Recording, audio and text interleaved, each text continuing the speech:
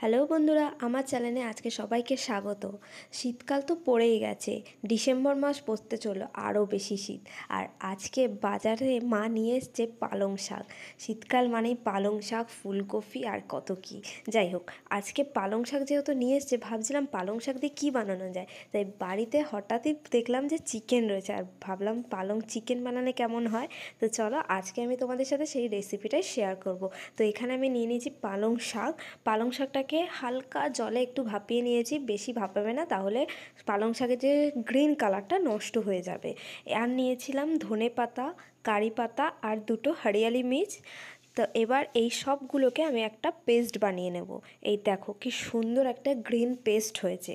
চিকেনটা কিন্তু পুরোটাই গ্রিন ভাব থাকবে।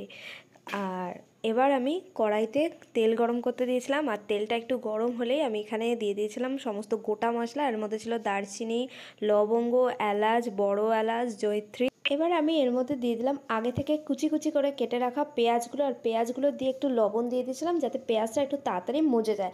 পেঁয়াজটা একটু হলদে ভাব আসতেই এর মধ্যে দিয়ে দিলাম আগে থেকে বেটে রাখা আদা রসুন বাটা, এছাড়াও ধনে গুঁড়ো, জিরে গুঁড়ো, হালকা লঙ্কার গুঁড়ো সমস্ত পরিমাণ মতন দিয়েছি। আর আমি এখানে কাশ্মীরি লঙ্কার গুঁড়ো ইউজ করিনি, যেহেতু এই রান্নাটা একটু সবুজ সবুজ হবে, তাই জন্য এখানে কোনো রং ইউজ করিনি।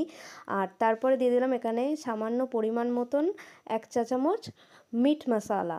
এবার আমি এই সমস্ত মশলাগুলোকে কষতে কষতে 2 মিনিট মতন কষে যখন একটু তেল ছেড়ে এসছে, তখন আগে থেকে যে ম্যারিনেট করা মাংসগুলোকে দিয়ে দেবো।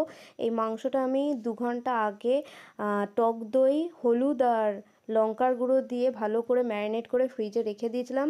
তোমাদের হাতে যদি সময় থাকে তাহলে পুরো রাত যদি রাখতে পারো তাহলে আরও ভালো হয় মাংসের টেস্টটা। তো চলো, এরপরে আবারও একটু টক দই দিলাম, আর টক দইটা পরিমাণ মতন দেবে, কারণ বেশি দিলে টক হয়ে যেতে পারে। এবার আবারও 5 মিনিট মতন এটাকে রান্না করলাম। কিছুক্ষণ কষিয়ে নিয়ে তারপর আমি এর মধ্যে এই আগে থেকে যে বেটে রেখেছিলাম যে গ্রিন পেস্টটা, পালং শাক, কারি পাতা আর ধনে পাতার যে পেস্টটা, সেটা দিয়ে দিলাম। দিয়ে এবারও ঠিক 5 থেকে 7 মিনিট মতন আমি এটাকে আবারও কষিয়েছি। কষিয়ে কষিয়ে যখন তেলটা ছেড়ে এসছে, এই দেখো এর মধ্যে এবার পরিমাণ মতন একটু স্বাদ মতন চিনি দিয়ে দেবো।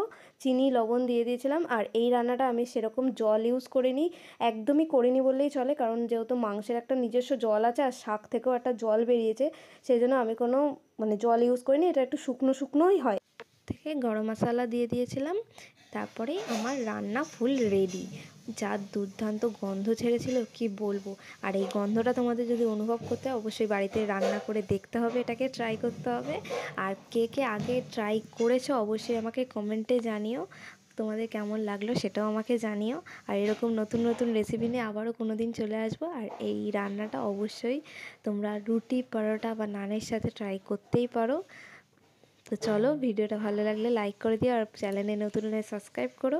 টাটা, সবাই ভালো থেকো, সুস্থ থেকো।